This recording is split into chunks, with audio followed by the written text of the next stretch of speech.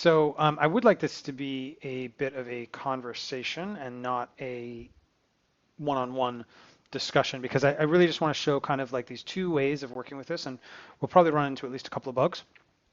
But the first is that we're working with a dot environment to get everything up and running. So let's um,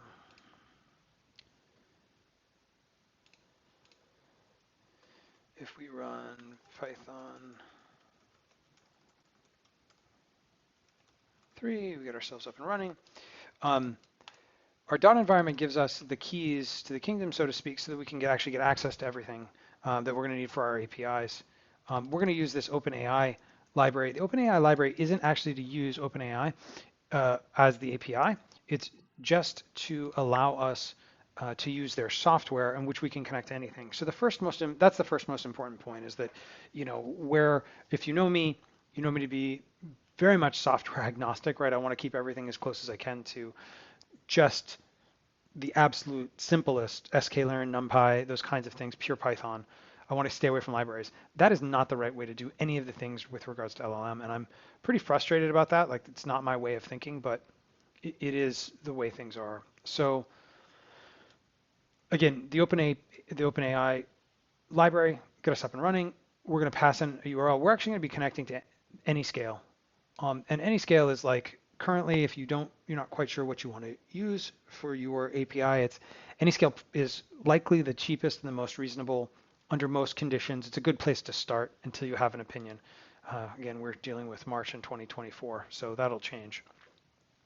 And we'll pass in the API key that we get from our getting from our environment from Anyscale. So, if we were to look at this dot environment, you'd see just a file that says it's just it's .env as the file name, and inside it you'd see something that said Anyscale : might say Anyscale API key : equal sign, and then a string. It's all a string, but a string that would be what your actual API key is. And we do this so you don't have to place your API key in the code and have to deal with it, and putting it into GitHub and all of those things. You don't want to expose those. There's somebody who's selling like 200,000 API keys for OpenAI on the dark web in the last week or two that I was reading about in the news. So we can load in our data. I don't know why that's popping up. And we're up and running. And the simplest thing that we're going to do is we're going to have, when you're interacting with these API calls, you really can think about a couple of different systems, or at least for this first pass, of different roles for how you're going to interact. The first is the role of a system, and the second is the user. The system is really, sort of managed as the expectation for how the model is supposed to behave, and this is often can be something like you're a helpful agent. So you could write, system content equals you are a helpful agent, something generic, something lightweight, or you can start to get stuff that's a little bit more sophisticated. In this case, I'll show you something that's a little bit more complicated, but that's really important. And again, the question that the user is asking goes into this user content. So really, if you think about logging into ChatGPT, this system content has already been loaded for you, and then you're going to start to ask a question. You're just supplying the user content. Now, the temperature is really important because the temperature depends upon how kind of impetuous or personality or how much variability, how much creativity, if you like, the model is using. And this value varies between 0 and 1. Good rough numbers are 0.7 and 0.2. That's kind of how I think about it. Maybe other people have different opinions, but that's like a great place to kick off. And then you get this misery, frankly, in terms of this framework. So what we're going to do is we're going to use this client, right, which is coming from OpenAI. We're going to use the client chat. We're going to use chat completion. We're going to use the create. We're going to use the create. We're going to set up a model. Again, if you're looking for a first pass model, something like Llama 2 on Hugging Face is a good kickoff number, good place to begin. Sanity check to sort of see how things behave. And then you've got your messages, again, the role, the system, right? The computer system, the agent, what's expecting, the content, right? It's how the agent's the default kind of how the agent should think about itself. The role of the user, which is really what the question is, a temperature, and you're going to then return the chat completion with choices braces 0.message.content. I hate this. I mean, it's fine, but like talk about misery. So I've wrapped this all up just to call it where you pass in the LLM, you pass in the question. It sort of assumes what the system content is, right? If you give it nothing, it's going to assume something. And your temperature, and even this has a little bug. That should be temp because our temp is defaulted to 2. And then it'll go ahead. And if you want to change the system content, you can. If you want to change the temperature, you can.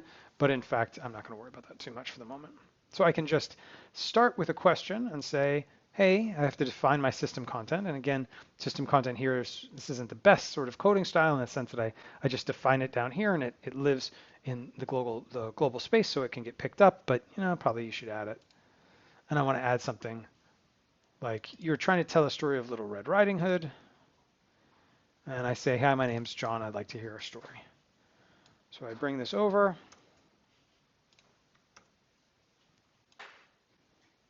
That up there, I guess. It's not going to go away. System content is not defined. It's going to get annoyed. So I actually need to define my system content above the function. So let's run this. And then if I run this here, it's going to remove this. So let's just comment this out for a minute. So if I write, hi, my name is John. I'd like to hear a story.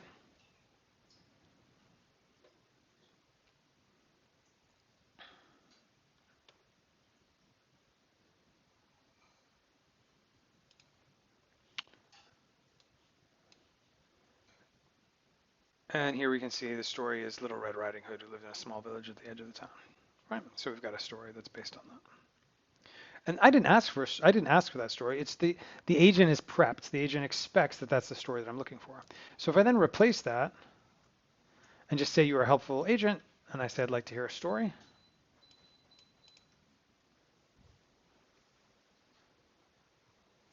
Is there a particular story you'd like to tell? A moral, a lesson? Let me know. Give me some more information.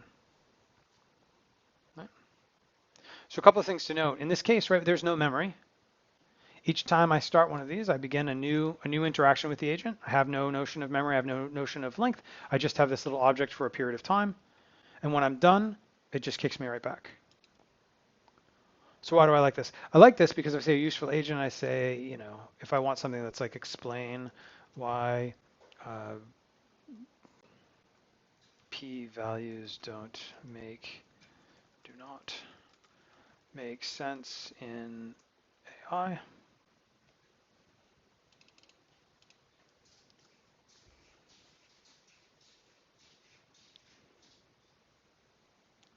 And it's worth noting how long we're looking at. We're looking at like 6 seconds to get a response.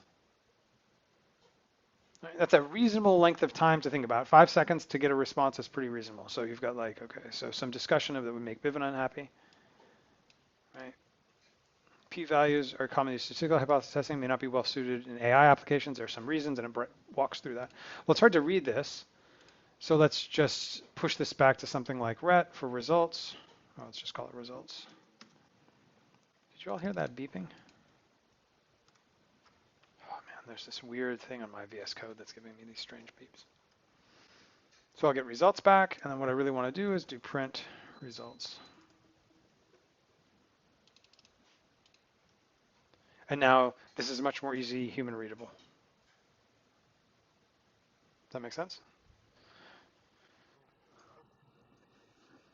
Yeah, it's starting, right? It's getting in your head. It's coming for you. So, so in this case, right, the next question is, all right, so why would I want to do this rather than just typing it into ChatGPT? Well, ChatGPT, if you want one of the pro accounts that you can call a million times, you're going to pay, what, $20 a month? Well, you get some memory, you get some other functionality, that's true too. But in this case, we're paying pennies on the dollar for Anyscale. I think Joaquin and I have been using his Anyscale API key for like 2 months now, and he hasn't used. Yeah, go ahead. We're like it. I mean, we're almost to the point of just sharing it with you all, and you all can do that, right? Like, just have fun. Um, and because it's so little, you're talking about millions and millions of tokens. It's what, 15 cents?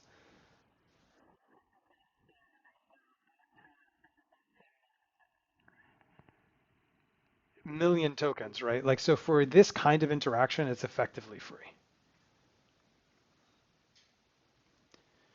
Okay, now there's all kinds of problems that you don't have. You don't have the ability to store memory in this situation. You don't have anything along those lines. But what I like about this is you can construct pretty, pretty sophisticated things. Like most of the examples that we would want to use where we're using an LLM not in something very complicated, but to just perform like a tagging example. I went to the store. Let's make it text, and we'll make a sequence of. Really glad somebody else is hearing this because I really do not like you. Mexican bread is the best. And we wish to take this object and say for T in texts, let's make a system content that is you are a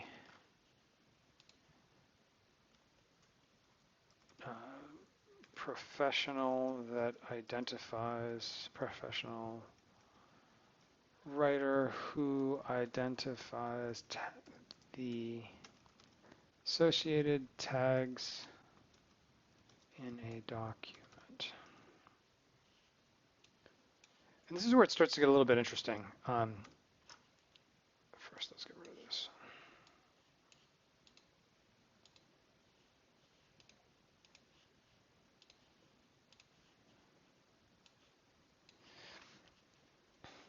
So we can now choose our LLM and say, where's our LLM? Cool. Make something like a ret, which is an empty list, and say we'll take our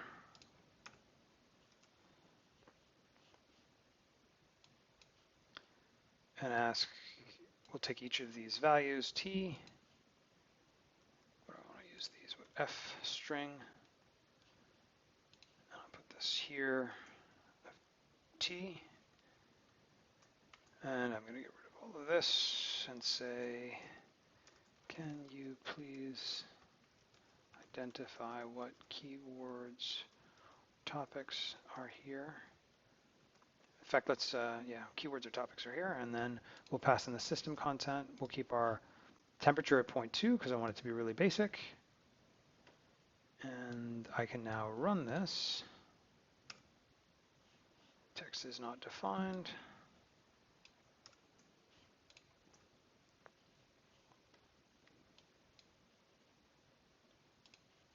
And we're going to instantly get this. We're instantly going to get the issue here of our first entry. What do I call it? Ret basis 0. Oops, I didn't append ret.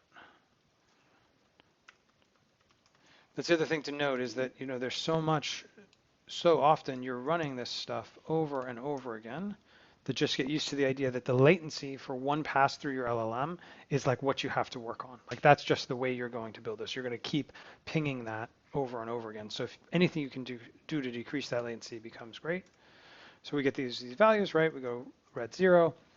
Here's some keywords or topics. So this is kind of miserable, right? So this is not a great print.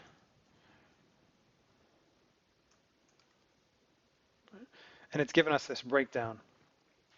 Okay, these are good, right? I went to the store. So shopping, retail, store, great, market, grocery store, supermarket, all, retail therapy, interesting keyword, but like potentially relevant in terms of what you're interested in and far greater than I would have ever done in any kind of, previous natural language processing. But we're already dealing with fighting with this unnecessary jargon. Who identifies social tags? You never provide any introductory text. Sorry. You simply provide a list of keywords. only responding with keywords. Can you please identify which topics are here? So you're like, okay, great. Let's try that again.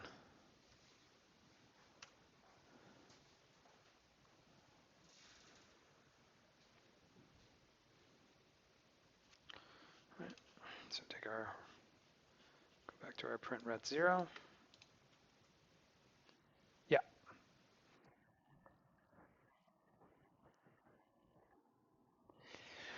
Choose a smaller model. Choose a different. No, it's like we're buying these as API calls, so there's not much you can do. You can. Joaquin went to Grok and decreased the latency by half. Is that right, Joaquin?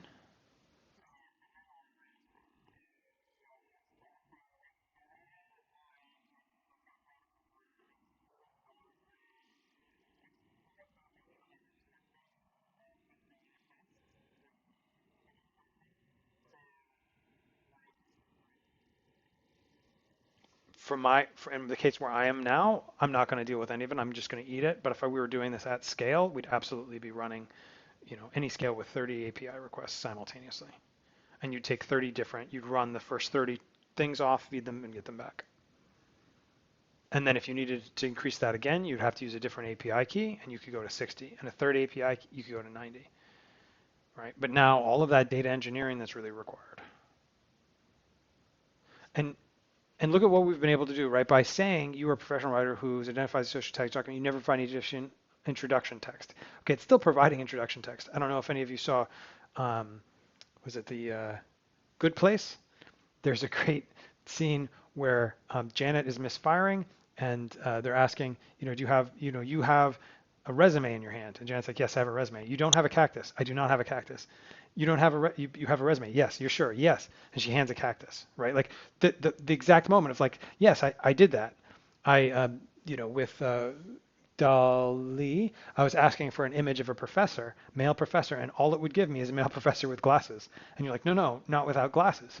And it was like, here's an image without glasses, and they all have glasses in them, right? I mean, just over and over and over again, just so confident that it's doing it right and just doing it wrong. And I taunted it for a good half an hour, but it never got better. So we can keep pushing this. Please.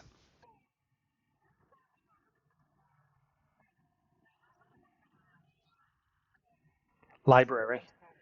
Using the OpenAI library, and Anyscale has set themselves up to be accessible through OpenAI's interface. Because any, yes, like an order of magnitude or two less. Like, was it two, Joaquin, or was it one? I don't remember. Yes, it's two orders of magnitude.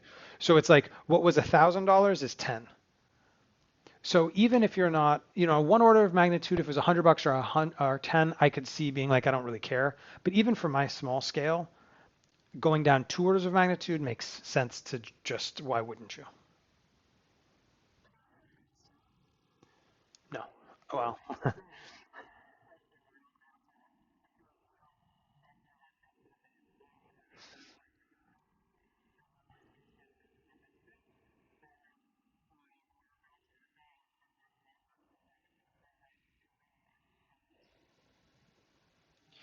and it's worth not ripping on OpenAI, like in this case, because we are recording, so we're not cursing and we're not picking on anybody.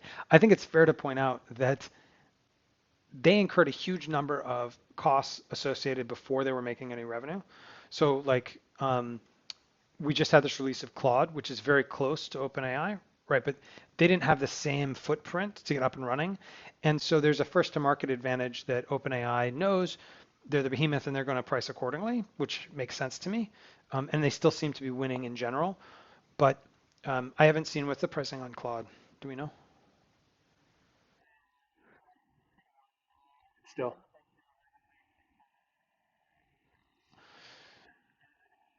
So I think it's fair to say that there are like, but Gemini is not, right? But we're still up in the air on Gemini's quality. Yeah, Gemini's been a little bit more ambiguous in terms of quality, but it's also another large model. I don't know what their pricing is.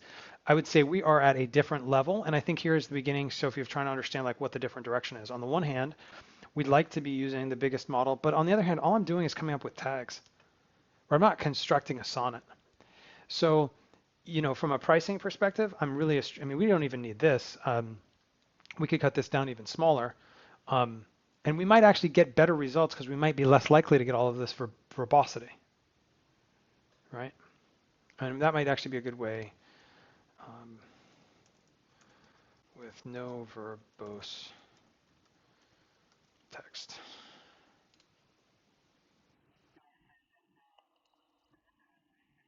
Claudius? Interesting.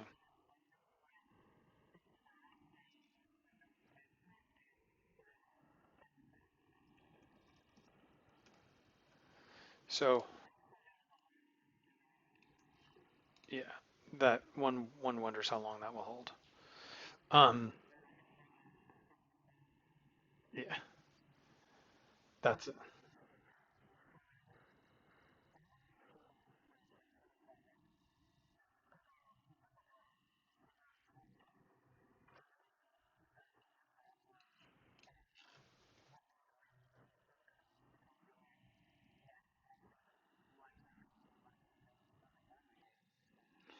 That's not really what it. That's not. It's not. That's not the big driver of it. Now, just note here, we just removed we added this with no verbose text by making it more verbose. It still gave us the sure. Here are the keywords associated, right? Um, but it just cut down the length of tags that we were generated, right? So even though it's like so much of this is kind of, clear, there are other situations where what you think you're doing right doesn't work. So there's a lot of trial and error. And again, from my perspective, what I'm looking for when I do these, and let's turn down our temperature, temp.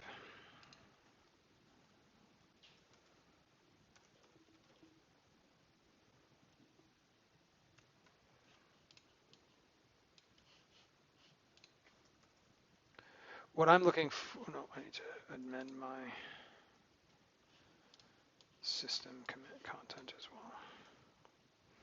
What I'm looking for is I'm looking to understand what's kind of pushing me in the right direction versus not. And it's worth having other people on your team thinking about this stuff because, to be honest, there are moments when any one of us has an opinion that works well. So again, here, temperature's gone down. I'm still getting this intro text. I bet there's some way of pulling that intro text out. But this is where we start to get to the point of needing something like JSON. However, here's the other point that I'd like to point out. Think about TF-IDFing these. If you had a whole bunch of text,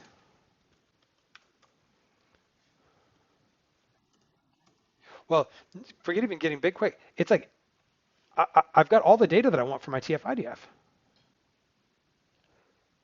right? So if I want to run these strings through TF-IDF to find the words that separate out, because I want to screen out these top values because I don't want this.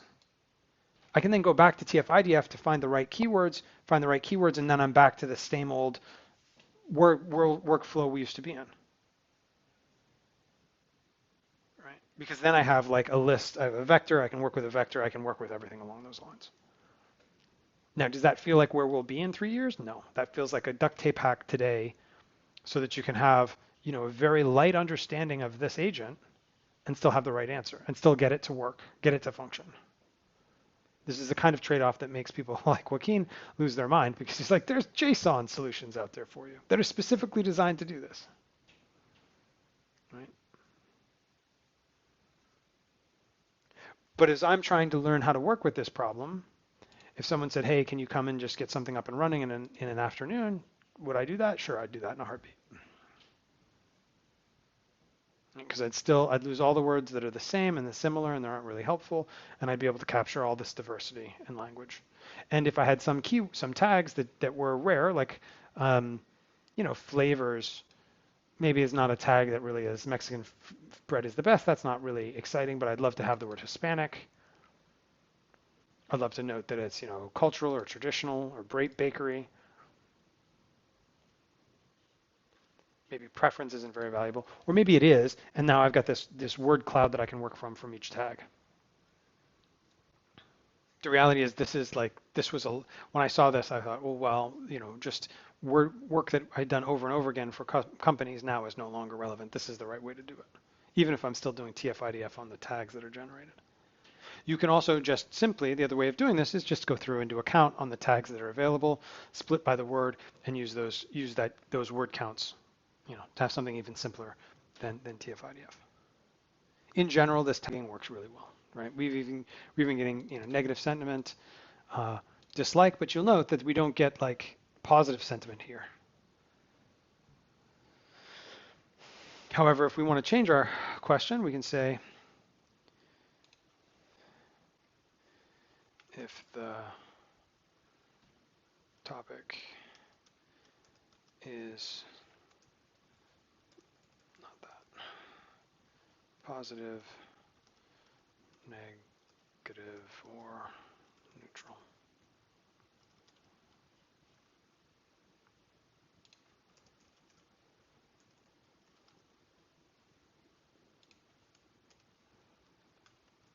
And you'll see that like I don't even bother trying to spell anything, right? Just don't care. Let's turn ourselves back to 2, and then we'll try this in a minute.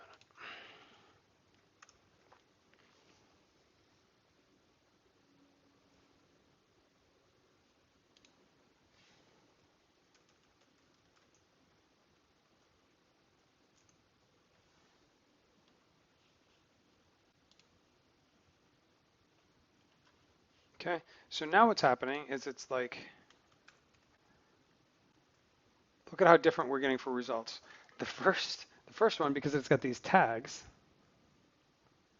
right? And remember, a system prompt is a professional writer who identifies the associated tags in a document. It's fighting between the request that I have and the request and what the original system prompt is. In the second case, which is clearly a negative, it's able to identify what it should do. And in the third case, it's again struggling. So now if we come back and say you're a professional emotional detective who identifies the sentiment in a provided piece of text. By the way, as much as I sort of abuse spelling in this space, there have been some situations where spelling fixes do seem to have made things work a little bit better.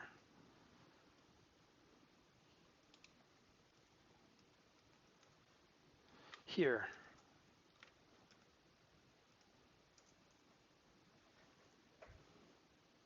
we didn't have to go to JSON.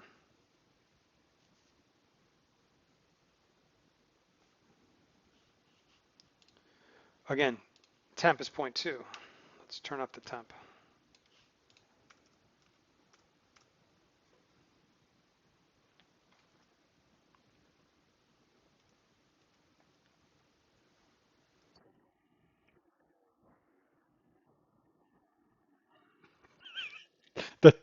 Detective. Datalective. Please copy. Part of this is kind of like, for me, it's kind of like, this is ridiculous, right? People are like, oh, the prompt engineer. It's like, well, I mean, I can't even spell the words correctly, and it's figuring out.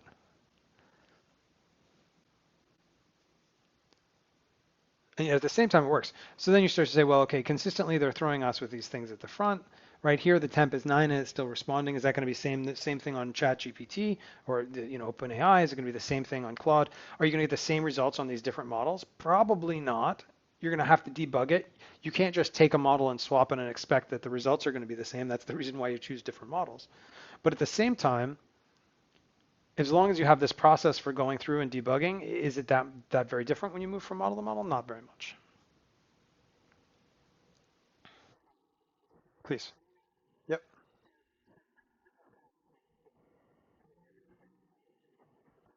Yeah.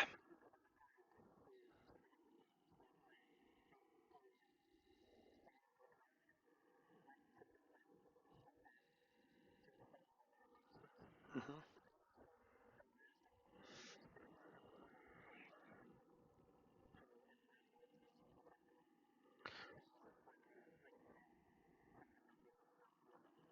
So I think if you get to be more complicated descriptions, you're more likely to see more refinement of the you're more likely to see more refinement of the context of what's going on in that sentence. I think that's probably fair.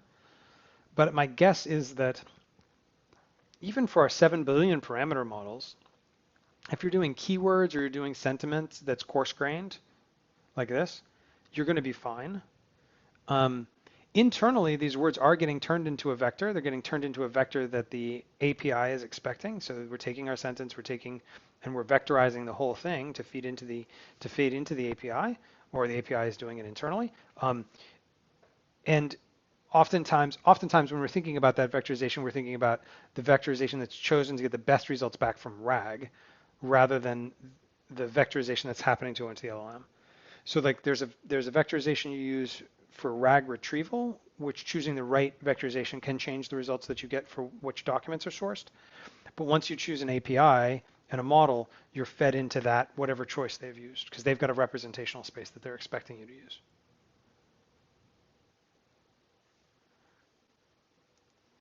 Now, so I think the key, what I'm trying to drive home here is that at work for you all, there's a pretty straightforward step, right? Basically, what you have to do is get an API key from Anyscale. So, I think the first one's $10. It's for free, and it lasts for a really long time. You don't even have to use a dot environment. You can then just say API key equals whatever your key is. Specify exactly the same numbers. Change your system prompt or whatever you think it to be. It's your helpful user. Copy and paste everything that's in this space, and you can be up and running with a simple for loop to tag, cluster. And let's just do that. Let's try to cluster, which I don't know if this will work. So let's do,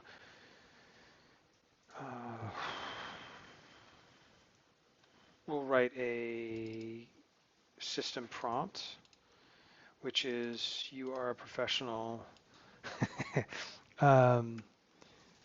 clusterer who looks at strings of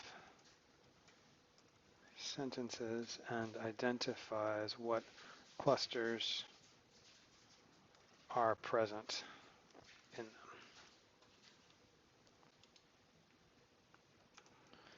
And then let's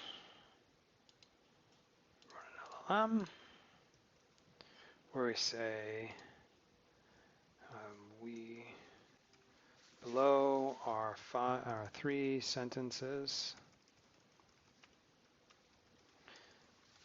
What clusters are cluers are present among them?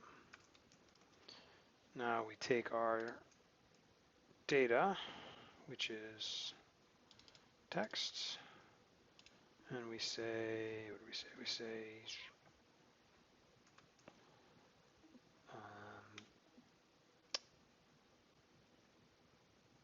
what's the easiest way to append 3 strings together? Well, we can just do this. Easiest way is probably just to say text braces, what do I call them, texts? Braces 0. Yeah. What is it? Just add. Yeah. This is the laziest, at least. That would make more sense, right? Can I join just the whole string? Open question.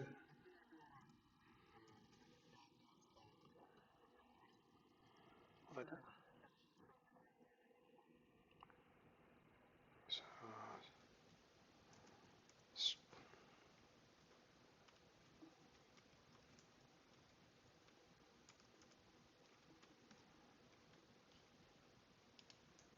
that should work if I understand correctly. Join.text.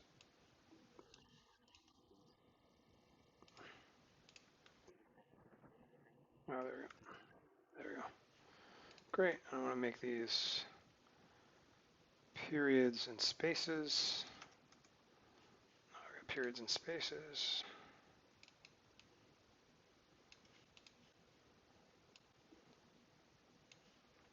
It's going to play Pac-Man in my head. All right, and close my loop, and now I should be able to see if this works. F string expecting. Well, we'll just call that data. Ah, I've got to use double quotes.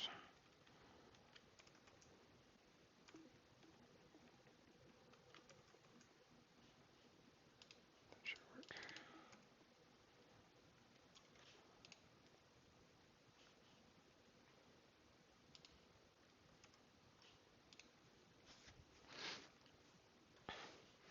And so instead of getting something back that we'd like, right? Like you get back this trove of information, right? You're getting a tremendous soliloquy. How do we get to little? How do we get to Little Red Riding? How do we even get to Little Red Riding Hood? All right, now we got to double check our system prompt. That's fine.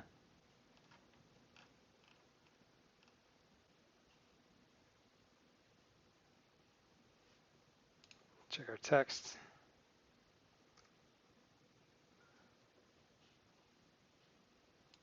I mean, that's pretty curious. Yeah, but it shouldn't. But again, we shouldn't have any. There's no reason working that would be held on, right? Is that totally random?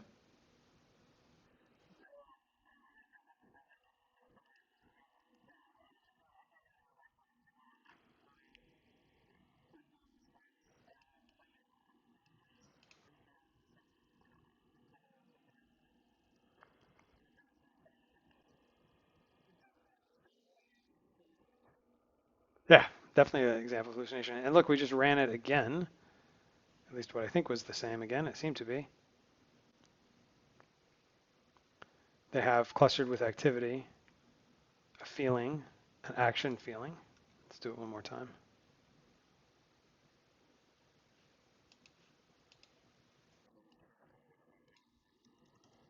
That just doesn't track, right?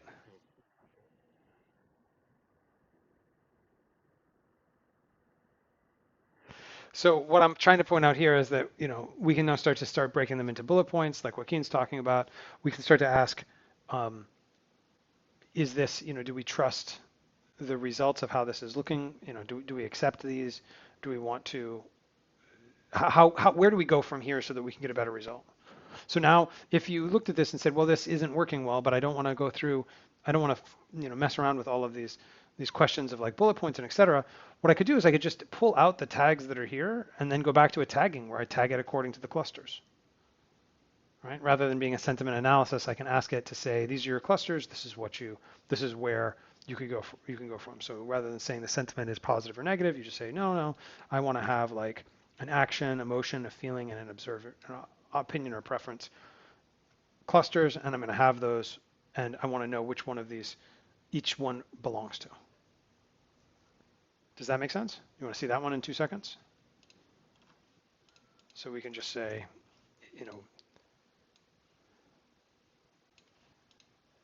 clusters equals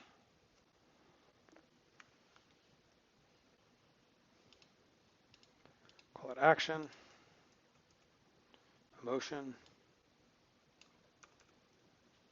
and opinion.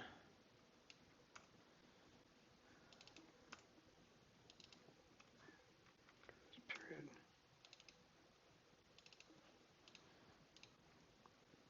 Now we can write one more pass, which is to say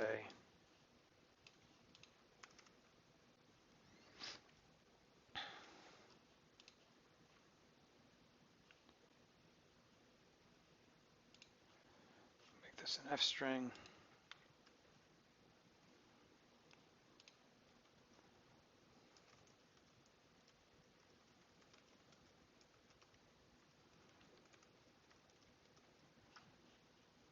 Let's just do this simply. Actually, let's just do this. We'll just code it like this so that we don't have to deal with the formatting.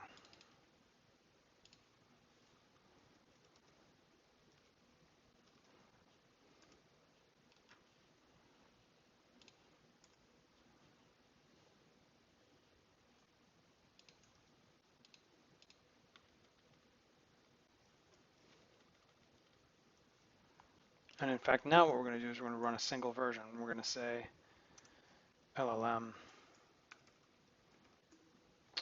We'll ask for each cluster. We'll go back to a for loop. Which of the following clusters is best used to describe the sentence?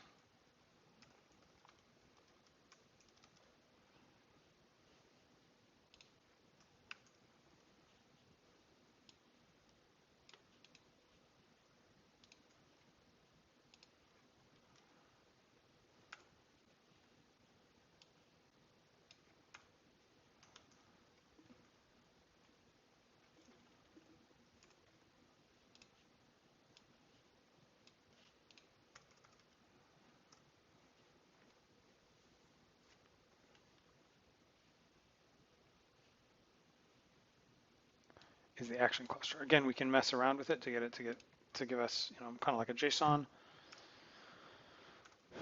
response if we want, which is really which would be kind of what I would recommend as your next step. Disapproval.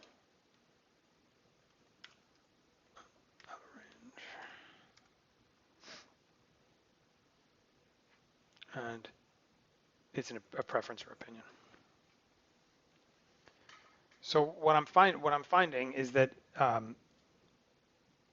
this stage, the iterative process of like soliciting from the agent what it thinks the tags and clusters are, grabbing them, pulling them together, arranging them, maybe putting them into the system prompt, ideally getting them out of the system prompt and putting them into some kind of other object. Using JSON is a better way of doing this, but I don't think it's necessary right now when we're wrapping our minds around the problem. And then iteratively going through this to kind of get some sense of how this model is behaving. And if I were doing this, all of the time or doing this across multiple clients, I would definitely be using a single model right now so that I have a sense of like how this model will behave. And then when I needed to tweak it or fine tune it, then I could go from there. But the other point here is when you're talking about, the reality is that, it takes 6 seconds. You can do it 30x. So you can do 30 tags in 6 seconds or 300 tags per minute, right? You're looking at high volumes of which you're only going to be able to look at a small amount of data. So you very quickly go from, I think, this phase where we're playing around and having some success to a scenario where you really need to start to put, JSON in it so that you know what you're getting back is correct, which isn't perfect either. I mean, we hope that it's perfect, but it's not perfect, but it's much better. And then moving on to the next step, which is to say, how do you do testing of what seems the most reasonable? So I'm going to stop there because I've only got 6 minutes before we go to my next class. And I think that probably covers kind of that foundational dive.